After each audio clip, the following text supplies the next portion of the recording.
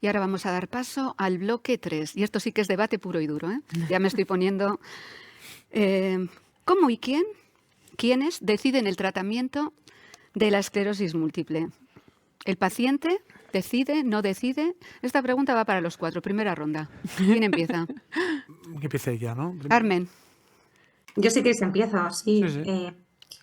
A ver, en mi caso, bueno, pues como has dicho, Marta, llevo más de 10 años Sí. diagnosticada y en esa época pues yo no tuve ninguna oportunidad de elegir el tratamiento que podía, vamos, que me iban a poner, ¿no? Es cierto que sí que me he sentido pues acompañada y apoyada por el neurólogo, pero al final la decisión fue un poco unilateral. Entonces, yo creo que ahí, sobre todo al principio, esto es como un camino, ¿no? Y cuando te diagnostican, al principio tienes muchísimas dudas, no sabes ni siquiera qué es la esclerosis múltiple y demás. Entonces, yo creo que la confianza en el neurólogo es importante ahí, ¿no? Pero también es verdad bueno, desde hace 10 años aquí ha cambiado bastante, hay mucha más variedad de tratamientos y me consta que sí que se ofrecen, ¿no? Distintas alternativas y sí, pues de primera fase, segunda y demás. Pero yo creo que aquí también oye, si el paciente también está preparado para tomar la decisión, ¿no? Y yo creo que ahí también, pues David lo puede comentar, porque al final cuando se abordan este tipo de conversaciones con el neurólogo, son momentos de incertidumbre, son momentos en el que quizá el paciente esté o bloqueado o no piense con claridad o no tenga toda la información. Al final son momentos en los que o has tenido un nuevo brote y te tienen que cambiar el tratamiento, o es primer diagnóstico, o tienes X sintomatología y te lo tienen que cambiar. Entonces son momentos en los que quizá el paciente esté más bloqueado y, y aquí yo creo que es importante que entre la figura del psicólogo también para ayudar bueno, pues en el abordaje, ¿no? Del tomar la decisión más correcta para el paciente. David, por alusiones. Claro, normalmente pues representa un momento de bloqueo muy grande cuando alguien se ve frente a la decisión de, bueno, qué es lo que se va a administrar para manejar la enfermedad, ¿no? Lógicamente, a nivel técnico, el paciente no está capacitado para tomar esa decisión, ¿no? Pero también los profesionales tampoco tenemos el derecho de por sí de decidir de forma exclusiva el tratamiento que va a recibir el paciente. Por lo tanto, desde mi punto de vista, cuidando mucho ese aspecto que mencionabas, Carmen, se hace necesaria una comunicación entre ambas partes para esa toma de decisiones. Debe ser algo que tiene que hacerse en todo caso de forma conjunta, desde mi punto de vista. Un paciente, decías que el paciente por sí solo no puede, pero un paciente bien informado gestiona mejor su enfermedad. Con lo cual, si recibe la información adecuada, podrá luego hablar de tú a tú con su neurólogo. Evidentemente, entendemos que es una decisión compartida, no sé si estaréis de acuerdo o no. Para poder llevarlo a cabo, ¿no? Y que el neurólogo, por otro lado, te voy a preguntar, Enric, tendría que tener en cuenta las circunstancias individuales de cada paciente. Quiero decir, no es lo mismo un paciente que lleva una vida muy activa, un paciente que no, un paciente que quiera tener familia, un paciente que trabaje. O sea, tener en cuenta las circunstancias personales de cada paciente es fundamental también a la hora de proponerle tratamientos, ¿no? Totalmente. Creo que en la medicina hemos evolucionado de una figura en que el neurólogo o neuróloga tiene un rol paternalista, Paternalista, sí. es decir, bueno, yo sé lo que es mejor para ti, te conviene esto, a un trato mucho más de adulto a adulto. Creo que los pacientes estáis mucho más informados. Muchas veces ya venís con los fármacos que se conocen, ¿verdad? Y creo que desde luego la decisión tiene que ser compartida. Eso sí, también es tarea nuestra porque leer un poco cómo es cada uno. Es decir, hay gente que no quiere, dice, pero yo no soy el experto, ¿cómo voy a decidir yo? Y entonces aquí, pues bueno, yo pienso que esto es bueno para ti, pero sobre todo informar mucho, decir, ¿qué espero? ¿Cómo son estos fármacos? ¿Qué me pueden dar? ¿Qué efectos adversos? ¿Cómo pueden afectarme? ¿Cómo pueden, en cuanto a, pues, en el día a día, en la posología, en si quiero quedarme embarazada o no en el futuro? Entonces, es importante dar información. Creo que no tiene sentido decir, mira, tienes todo esto, ahora mismo 18 fármacos, elige. No tiene ningún sentido. Nosotros buscamos acotar, creo que por eficacia, por tu perfil, por esto. Tienes estos 2, 3, te los voy a contar. No veo mucha diferencia en cuanto, para mí, cómo ves, cómo sientes, con cuál te sentirías más cómoda. Hay gente que dice, mira, me gusta mucho esto, me sentiría cómodo. Si obviamente estamos de acuerdo, pues perfectamente. Y eso mejora, bueno, pues el cumplimiento, la satisfacción. Creo que dices, vale, pues he elegido yo también mi fármaco, voy a apostar por él. Pero claro, ya digo Incluso, que perdona, mayor adherencia también, ¿no? totalmente, porque Claro, si el es como, paciente uy, me interviene, han impuesto este fármaco, no me tal, a la mínima que me dé algo es como, claro, es que yo no lo yo quería, no lo ¿no? Es así es. como, y me lo si decidimos conjuntamente, pues hay una implicación tanto nuestra como del paciente. Pero ya digo que depende de la personalidad. Hay quien dice, bueno, prefiero que me sugieras tú y ahí nos mojamos más. Y hay quien dice, pues yo me siento más cómodo con este y si estamos de acuerdo, pues apostamos por ello. Ujú. ¿Asier? A ver, es diferente ahora que hace Sí, 11 años. que tú llevas Que a años mí cuando diagnosticado me también. diagnosticaron 11 años, 2012, sí. claro, a mí me ofreció 3 fármacos y yo le dije, me acuerdo que le dije, si me voy a comprar unas zapatillas para jugar a baloncesto, sé cuál comprarme. Pero en este mundillo yo no controlo nada y yo le dije, yo es que te dejo elegir a ti. Y me dijo, no, llévate estos 3 padres. Me dio los 3 de los 3, llévate a casa y estudiatelos. Y dije, yo de esto me lo leí, pero yo no tengo ni idea. Y al día siguiente me acuerdo que le llamé y le dije, es que yo no puedo elegir. Otra cosa es ahora. Ahora yo en esa perspectiva llevaba una semana con esclerosis múltiple y no tenía ni idea. Ahora ya elegiría según qué fármaco me viene bien para la vida que yo llevo. Pero en aquel momento yo no tengo ni idea, dame lo que mejor me venga, lo que me paraliza la enfermedad, me da igual lo que sea. Entonces, claro, no es lo mismo hace 11 años que ahora. Ahora yo creo que si me cambian de fármaco, yo he pasado 4, sería otra cosa lo que tendría, la opinión que tendría, tendría más opinión que en aquel momento. Sí me gustaría comentar que por suerte ahora tenemos más opciones, lo cual nos permite personalizar mucho más, decir, mira, creo que por las características te conviene más a ti. También antes estábamos un poco, al haber menos opciones y límites en cuanto a, bueno, pues a veces no podíamos dar en todo el mundo, obviamente todos los fármacos estaba más limitado, lo cual creo que es una ventaja porque, bueno, pues así hay un fármaco mucho más acorde a cada uno. Ujú. María, sobre este tema y luego incidimos, que hay mucho debate Vale. por Sí, yo delante. coincido que hay personas que hay que saber un poco leer también porque hay personas que no están preparadas. Yo creo que cualquiera de nosotros como paciente lo normal es ir al médico, que el médico te diga lo que te tienes que tomar y que alguien lo sabe, ¿no? Y tú te vas a casa. Muchas veces cuando van a consultar en neurología y le dan ese abanico, ¿no? Tienes 2, 3 fármacos para elegir, llaman a la fundación, vienen a consulta y preguntan, ¿cuál cojo?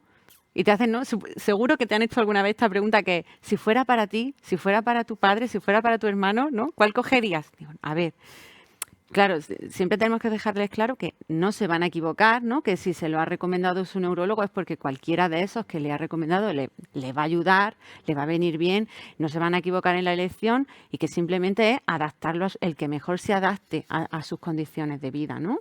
El que sea más fácil.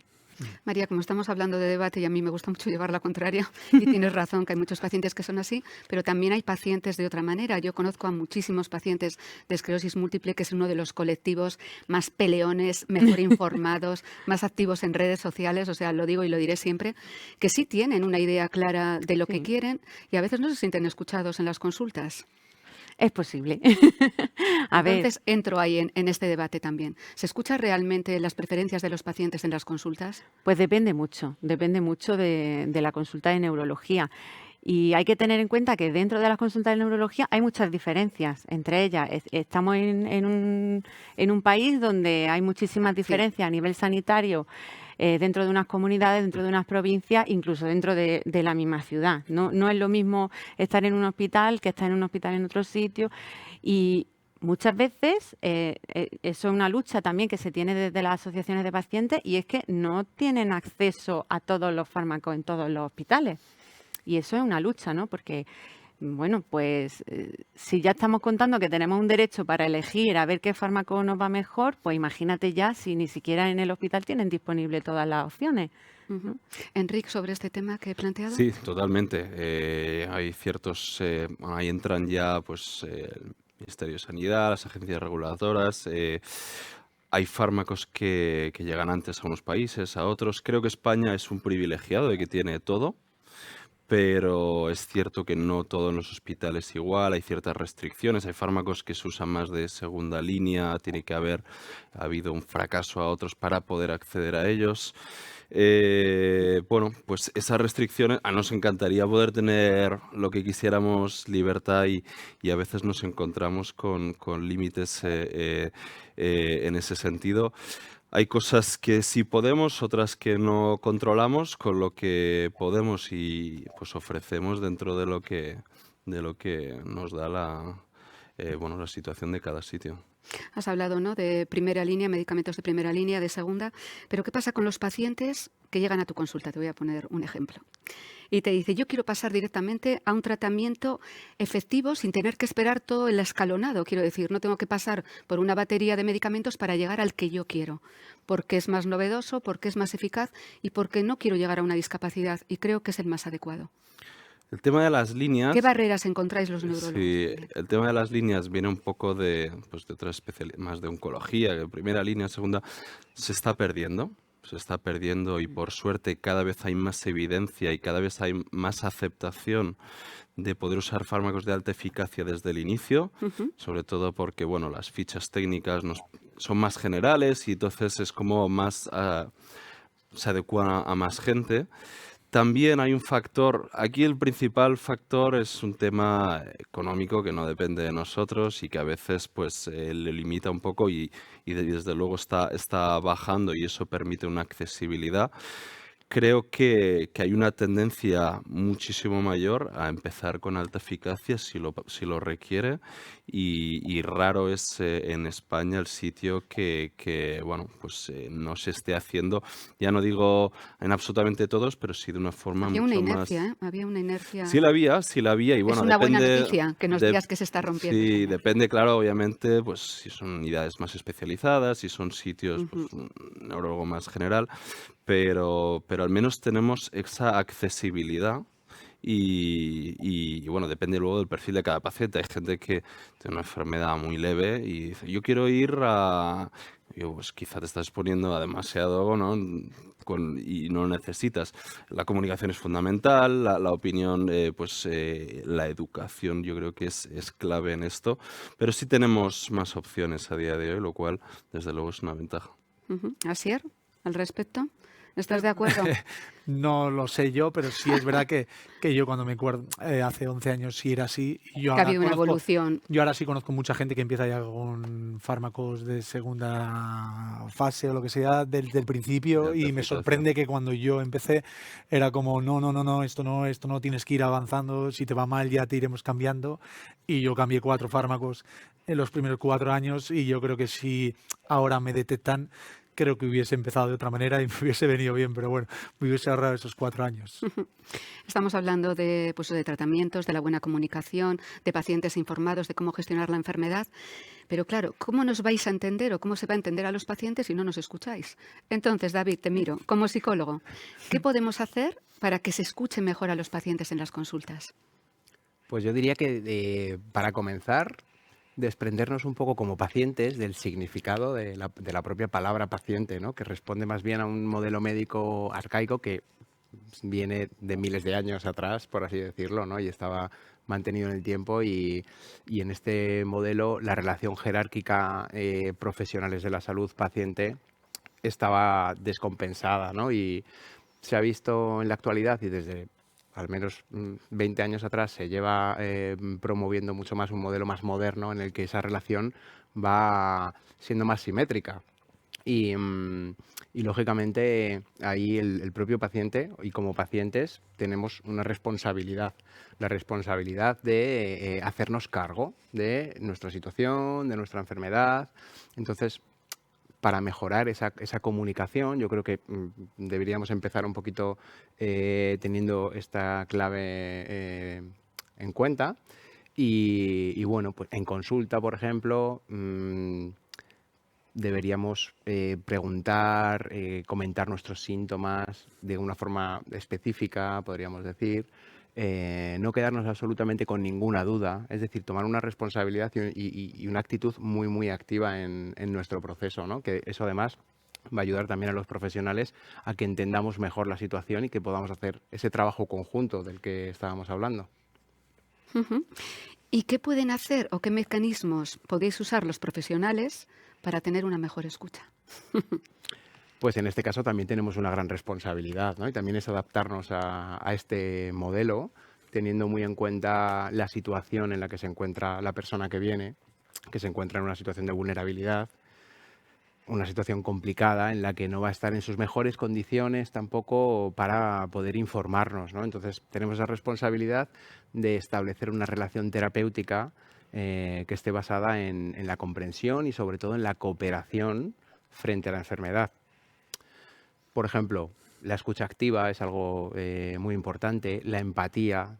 No solamente tener empatía, que es la capacidad que tenemos para ponernos en el lugar del otro, sino también mostrar esa empatía al otro, ¿no? Mostrar que entendemos la parte que podemos entender, que va a ser muy limitada y en ningún caso va a ser la propia experiencia que tenéis como pacientes, pero mostrarlo calma y ayuda mucho.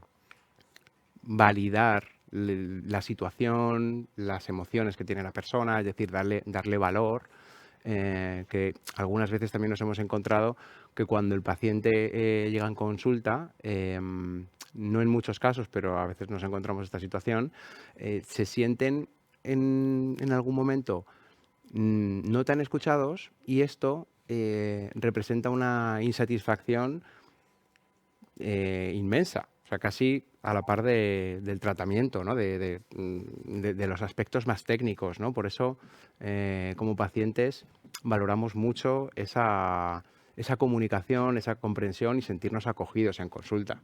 Y los profesionales tenemos la responsabilidad de ponernos a ello en esa relación simétrica y bueno, pues un poquito en esa línea. Sí, os iba a preguntar. Sí, yo quería Enrique y comentar María. y bueno, lo digo un poco como autocrítica. Creo que, bueno, es importante una primera parte de escucha libre, es como cuéntanos lo que quieras. También como autocrítica creo que es importante dejar ya tanto el ordenador de mirar, de escribir y centrarnos en el paciente, que es lo importante. También es cierto que tenemos tantas cosas que hacer, que vamos, pues, en analíticas, en la resonancia, X y tal, pero bueno, paciente es lo importante, no es escribir en el ordenador, ¿verdad? Y luego dar, lo que decíamos antes, mecanismos o canales alternativos de pues, comunicación fuera de la consulta por si no se ha podido comentar todo, por si salen dudas nuevas, que se puedan, pues ya sea el mail, el teléfono es un poco más limitado, pero bueno, pues distintos canales por si quien lo necesite, porque no todo el mundo lo necesita o puntualmente hay quien lo necesita más. Bueno. Ujú. María, ¿algún apunte más sobre esto? Sí, yo creo que muchas veces como profesionales valorar aspectos que no valoraríamos en general nos dan la clave y a mí cosas que siempre me gusta preguntar es, bueno, ¿cómo estás? Por supuesto, ¿no? ¿Hay algo que hayas dejado de hacer? ¿Hay algo que notes que te cuesta más hacer? ¿No? Que son, ¿qué tal en el trabajo? ¿Qué tal en casa? ¿No? Que son, parecen preguntas que a priori son sencillas, pero dan muchísima información, porque cuando alguien deja de hacer algo es porque hay un problema, ¿no? Y yo creo que a nivel profesional, cuando encima pues cuentas con poco tiempo, con las limitaciones de que tienes que apuntar, que tienes que registrar las cosas, que tienes que pedir pruebas, ¿no? Sobre todo para los neurólogos que tienen siempre ese problema, nos pueden ayudar mucho, ¿no? Ujú. Carmen, volvemos a ti. Antes nos comentabas que cuando te diagnosticaron, pues bueno, no te explicaron gran cosa, pero ¿crees que es fundamental que los neurólogos acompañen, apoyen e informen bien a los pacientes en el proceso de elección de los tratamientos y sentís en ese momento que cogéis las riendas de vuestra enfermedad? ¿Tú has notado Sí, esa evolución en los años que llevas diagnosticada? sí, no, totalmente. Yo creo que es fundamental que el neurólogo acompañe, que el neurólogo informe y que, bueno, que comunique, pues, como decía el doctor, ¿no? Todas las posibilidades que pueda tener encima de la mesa el paciente. Y un poco como Asier, sí que he notado un poco de evolución desde hace 10 años a ahora. Evidentemente ahora hay muchos más tratamientos que antes. Em, pero en todo este tiempo sigue faltando, yo creo que un poco esas herramientas que estamos comentando, ¿no? Tanto herramientas de comunicación, tanto herramientas bueno, pues, de aproximación, la parte psicológica, yo diría, ¿no? De, oye, pues cómo te sientes. Yo creo que, o sea, al final, bueno, corríjame si me equivoco, ¿no? Pero el neurólogo a veces va más a lo que es la parte más física, ¿no? Oye, pues hay brote, no hay brote, la analítica cómo está, bueno, pues a ver cómo está a nivel, bueno, exploración el día de la consulta, etcétera. Pero yo creo que todavía falta un poco de evolucionar la parte y ver la enfermedad como una parte un poco más holística, ¿no? El meter la parte social, el preguntar por la parte laboral, como comentaba Sier, la parte familiar, si se quiere ampliar la familia. Entonces, yo creo que todavía estamos un poco, bueno, en el camino, que esto tiene que evolucionar y yo creo que la tecnología aquí puede ayudar muchísimo, ¿no? Puede dar mucha información de cómo está el paciente, hacia dónde quiere ir el paciente pero bueno, yo creo que todavía queda camino por recorrer. Gracias, Carmen. Asier, ¿algo sobre esto? Me estaba acordando me suelo reír a ratos, que yo sí es verdad que en los primeros años de la enfermedad, la fatiga, que la gente con eso me hablaba, la fatiga, y yo decía, fatiga, cansado estoy, pero nada. Pero sí los últimos 4 años la fatiga sí me limita bastante en muchos casos. Yo encima soy deportista y no es porque tenga 40 años y soy más mayor que los de mi equipo, sino que noto una fatiga es diferente a estar cansado. Y cuando voy a la neuróloga y le digo la fatiga es como, sí, bueno, es como lo apunto porque todo el mundo me dice que está fatigado. Pero yo sí sé cómo soy y el deporte que hago y cómo estoy físicamente y no es normal la fatiga que tengo, que esta semana he hecho Gran Canaria, Bilbao, Tenerife, tantos viajes, y yo cuando bajo del avión y hay un cambio de temperatura es que no soy humano, casi tengo que llamar a una ambulancia que me venga al aeropuerto a buscar. Entonces creo que ahí nos falta, la fatiga es uno de los mayores efectos que hay, que creo que no se comprende muy bien el neurólogo, o lo comprende pero no tiene herramientas para ayudarnos. Y queda ahí como, venga, apunto que tiene fatiga, y el siguiente apunto que tiene fatiga. Y yo la verdad que sí me siento un poquito poco entendido en ese momento. Quiero comentar aquí, y David podrá decir mucho mejor, creo que ya no solo como neurólogos, neurólogas, sino ya como seres humanos, buscamos siempre ir a solucionar el problema o a centrarnos en el problema. Y si no tenemos soluciones al problema, es como, bueno, la fatiga, no tenemos gran cosa para esto, pues lo pasaremos así un poquito por encima. Y centrarnos más en la persona, en cómo se siente, ¿no? No tanto en el problema, sino pues en escuchar, en simplemente a veces comprender. Seguramente tú puedas decir mucho más ahí. Yo lo que he visto es que cuando eso sucede en consulta, ¿no? y se cuida un poco el aspecto emocional, aunque no sea demasiado, pero un poco, la persona sale de consulta con una satisfacción que ya te digo, que creo que haciendo muy poquito y empatizando y mostrando esa empatía, se nota muchísima diferencia. Sí. Sí, Asier, por supuesto. Que otra de las cosas que tengo, que siempre yo que voy por todas las asociaciones en España, si noto y me indigno bastante, no es meterme con los neurólogos. Por favor, también un poquito aquí Sí, tiene no, que porque- haber controversia, ¿no? No, es que Está bien al final, que haya debate. Las venga. patas lo hablaba antes, las patas de un paciente de esclerosis múltiple, una pata es el fármaco, otra pata es el sistema psicológico, otra la nutrición, otra. Y cuando salimos detectados de las esclerosis múltiples, salimos sin nada. Nadie te dice dónde está la asociación de tu asociación, que son de tu provincia, que son los que te van a poder ayudar en esas patas. Porque vosotros nos ayudáis, vosotros no estáis de psicólogos para comentarte y darme una palmadita de que salga de ahí y darme unas frases bonitas, sino que tenemos que ir a la asociación a que nos ayuden. Y nos dais papeles de muchas cosas y ves muchas cosas en la asociación, ahí en el hospital, pero nunca he visto un papel de la asociación de mi provincia, vete allí, que tienes todas estas cosas. Claro. Y salimos de allí, que en muchos casos nosotros, por cómo eres tú, pues buscas y vas, pero hay en muchos casos que la gente dice, pues esto me tengo que tomar este fármaco y ya no tengo que hacer nada más. Entonces creo que dentro de sanidad todas las asociaciones de pacientes hacen una labor que es la que no podéis hacer vosotros, que creo que hay que favorecer desde los hospitales, mi punto de vista. Una labor conjunta, ¿no? Sí, una labor Eso conjunta. es sí. un trabajo en equipo. Quizá también enfermería tiene un papel de enlace ahí, ¿verdad? ¿No? Total. Enrique, total. Incluso muchas veces yo lo sugiero a las compañeras enfermeras que trabajan en hospital, el conocer, que vayan a conocer que lo que se hace en las asociaciones y lo que se les puede ofrecer, pues lamentablemente en el hospital a veces pues no se cuentan con todos los recursos, ¿no? Psicología, rehabilitación, etcétera. Entonces, pues que desde el hospital, pues desde enfermería me parece de verdad muy interesante, pues que se conozcan, ¿no? Que vayan, que conozcan, que se les enseñe, que se les explique y entre todos, ¿no? No sé, Carmen, si tú has tenido también la misma Experiencia. experiencia que Asier.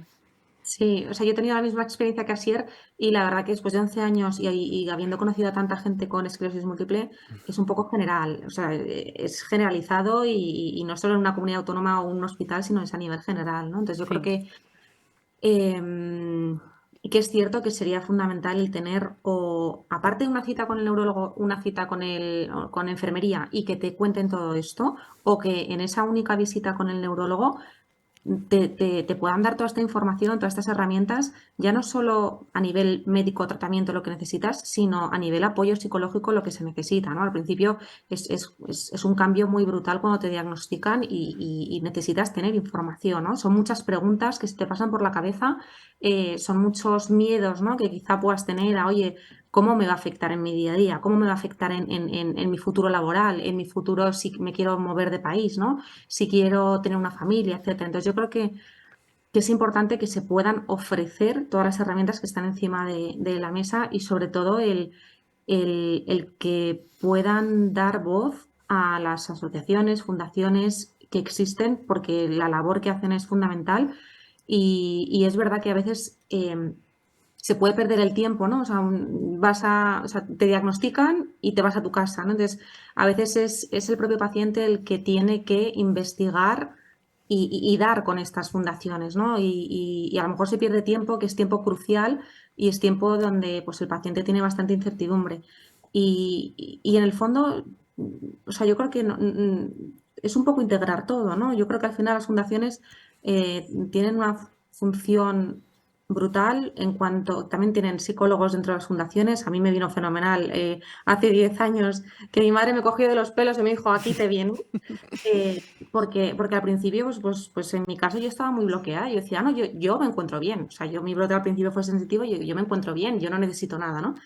Pero se necesita de profesionales que conozcan la enfermedad, que te digan, son todas estas herramientas las que puedas tener, desde hablar con logopedas, desde que te ayudemos a gestionar el estrés, que te ayudemos a entender cómo puedes llevar tu vida con esclerosis múltiple teniendo en cuenta qué tipo de esclerosis múltiple tienes, ¿no?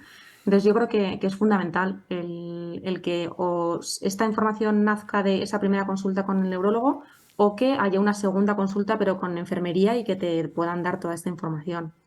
Ujú. Gracias, Carmen. Y voy a incidir en los tratamientos con estas personas que tienen tanto miedo, que vosotros los conoceréis, los veréis en consulta, que tienen tanto miedo a que avance la enfermedad, a la discapacidad, porque la discapacidad no se recupera. ¿Qué hacemos? Claro, a ver, bueno, voy a matizarlo. Depende, porque a veces es cierto que bueno, el daño neurológico puede ser irreversible, pero, y también lo comentábamos, yo siempre he considerado la enfermedad como un 50% la parte médica nosotros, pero un 50% también el paciente, y tiene mucho margen, lo comentaba Asier antes. Ujú. La dieta, el ejercicio es fundamental. Puede ser que a nivel neurológico tenga un poquito de debilidad, pero tengo un margen de hipertrofia muscular que es que vemos unas mejorías increíbles y se puede trabajar la mejora del estrés, del sueño, de la abandonar, pues yo qué sé, el tabaco, que es como terrible. Entonces, esa parte también es fundamental. Y hay tratamientos a día de hoy que son tan potentes que en algunos casos puede haber una cierta mejoría, pero sinceramente yo pondría la expectativa en más o menos el tratamiento te puede mantener, pero tú sí puedes trabajar. Lo sensitivo no puedes mejorarlo, pero lo motor, la marcha, el equilibrio sí se puede trabajar y ahí, bueno, hay un empoderamiento de cada uno de que pues también puede trabajarlo y hacer algo. Para ir cerrando este bloque, ¿con qué barreras, vamos a hablar de comunicación, va para pacientes y va para profesionales, con qué barreras se encuentran los pacientes? Es decir, ¿Cuál es la mayor barrera, tanto Carmen como Asier, con la que os encontráis cuando vais a consulta? Hablando de tratamientos y hablando en general, ¿eh? De las dos cosas. Venga, hable ya. Carmen. Pues, o sea, barrera, diría tiempo, ¿no? A veces estás esperando 3 meses, 6 meses, como comentaba Sier, a tener esa consulta con el neurólogo y sabes que la atención pues serán 4 o 5 minutos, ¿no? Entonces yo creo que hay que tener en cuenta eso, que el tiempo es limitado y que en esos 4 o 5 minutos tienes que exprimir todo, ¿no? Entonces yo creo que es importante uno ir preparado, como también comentaba David, oye, pues quizá tienes un montón de dudas, apúntalas, porque si no luego se pueden olvidar, ¿no? Pero barrera, tiempo. Barrera, diría, yo creo que a veces la ineficiencia hospitalaria o la ineficiencia que hay en los hospitales, que en vez de trabajar o sea, igual en conjunto, ¿no? Pues si, por ejemplo, te tienes que hacer una resonancia todos los años, que en principio los pacientes con esclerosis múltiple nos tenemos que hacer resonancias, hombre, lo normal es que si te lo haces todos los septiembres, que ya esté automatizado, ¿no? Que ya te pongan la cita de un septiembre para otro. Pero no, es todo como, o sea, la parte administrativa es muy lenta.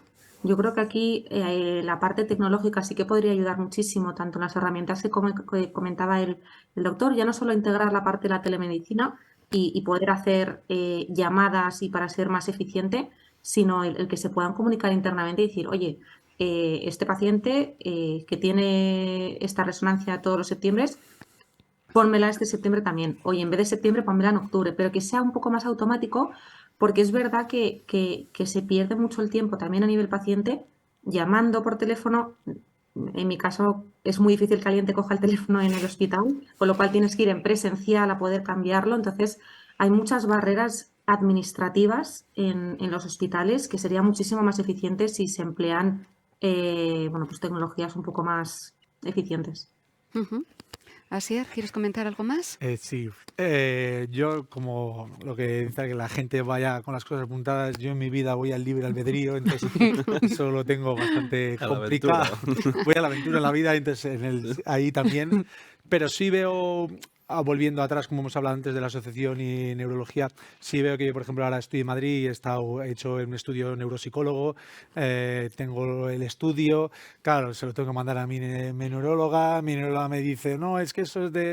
Entonces, claro, al final cuando vamos ahí, yo, por ejemplo, voy al psicólogo, tengo sexóloga, todo ese tipo que tengo que pedirle a mi sexóloga papeles para decirle a mi neurólogo, mía, esto me está cambiando la vida, esto... Entonces, claro, al final, como en sanidad está el neurólogo y no hay nada más, lo demás, todo lo que tú te quieras cuidar, lo tenemos fuera de sanidad pública, pues al final que tengo que ir Bueno, con las papeles. enfermeras también, que estoy mirando a María. Bueno, sí, Bueno, bueno, sí. las Pero enfermeras también. todo lo demás está, entonces, claro, cuando yo voy allí, pues voy con mucha pregunta, empiezo a preguntar, pero me falta que todo lo que hago fuera de neurología, que os llega a vosotros. Entonces, como no trabajamos conjuntamente todo, pues es complicado al final. Enric, ¿con qué barreras te encuentras como neurólogo en la consulta?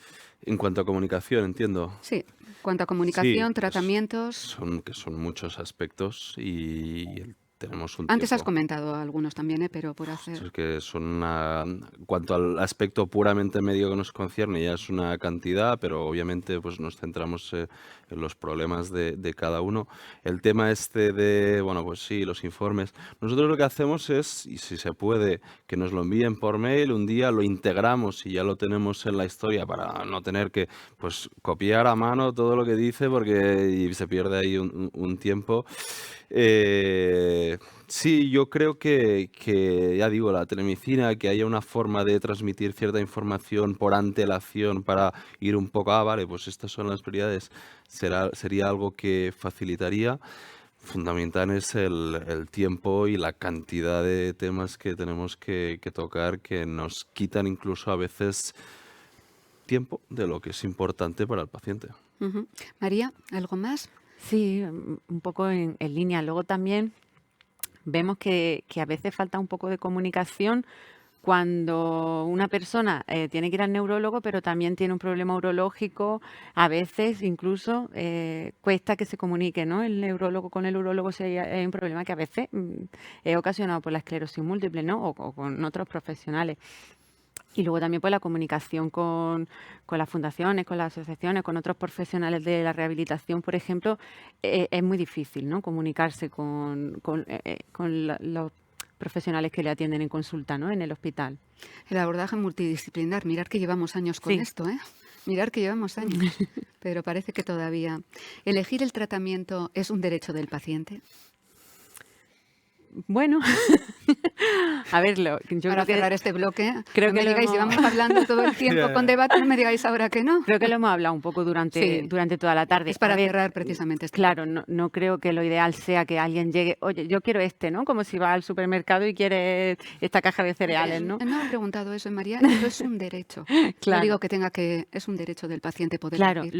lo que yo creo que sí es un derecho es que tengas varias opciones terapéuticas, a que el neurólogo te informe bien sobre todas ellas y que tú con esa información puedas elegir, ¿no? Yo creo que más que tener el derecho de elegir tratamiento así tan simplificado, pues no lo veo, ¿no? Creo que ese derecho tiene como más connotaciones, ¿no?